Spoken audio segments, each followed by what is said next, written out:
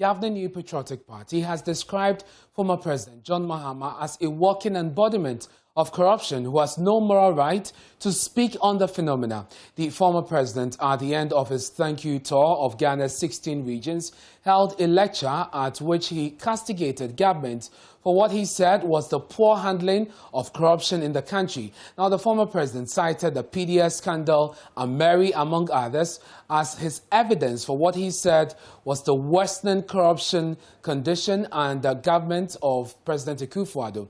But speaking at a news conference to respond to the issues raised by Mr. Mahama in his speech, Director of Communications for the NPP, Buaben Asamoah, said John Mahama has no moral authority to speak to issues of corruption. Former President Mahama talks about corruption on his thank you tour campaign trail. He's asking Ghana to give him, John Mahama, the walking embodiment of corruption, the mandate to come and fight corruption. His solution to fighting corruption in his critical actions paper of 2012 was that he would lead by example. That was his solution to fighting corruption. He would lead by example. This example, John Mahama, had to be investigated by his own president for doubtful aircraft procurements.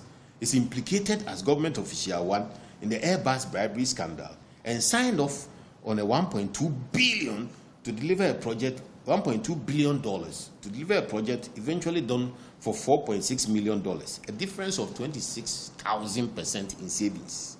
This example was swallowed by alleged organized judgment debt shenanigans. Yes, John Mahama can talk about corruption, but he has not the faintest inkling of integrity to combat it. According to Buaben Asamoah, the NPP, although not a social democratic party, has done more social interventions than the NDC and questioned why John Mahama will claim that government has worsened Ghana's poverty situation. He goes on to state that he's going to create 1 million jobs in the public sector. How is he going to fund those jobs? Has he so soon forgotten the public sector jobs do not turn a profit, but rather facilitate other sectors of the economy? Without clear revenue, how is he going to generate and pay 3 shifts of public sector workers? We have between 600 to 800,000 people we have a gap in salary payments for, and you want to triple it. 800 times 3 to 2.4 million in 3 shifts. How are you going to pay them? And you tell us you are going to create jobs in the public sector. In some ways, the near impossible promises show an unprepared John Mahama selfishly seeking your mandate by exploiting your current difficulties. The difficulties are real. The issues are real.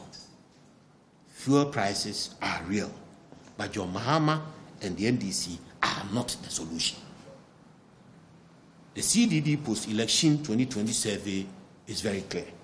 All told, only 35% of the people surveyed voted for the NDC because of performance. Now, on the economy, the former president had claimed that his tour of the nation showed a suffering people, but the NPP sharply disagrees and touts the Akufo-Addo government's achievement in the economic sector. His suspect e-block accounting will be dealt with in other fora, but his record of signing onerous take-or-pay contracts and high-priced natural gas deals have to be exposed for the financial problems they continue to pose to the economy. His inability to fund fuel to run power plants protracted doomsday, causing havoc to businesses and social life, an admission he made to Parliament himself several times. His third favorite topic on the Thank You campaign tour is about current debt and how he was accused of borrowing excessively. Of course, if you borrow recklessly, you need to be told. His IMF journey was because of his inability to manage the dangerous territory into which he led our financial sector.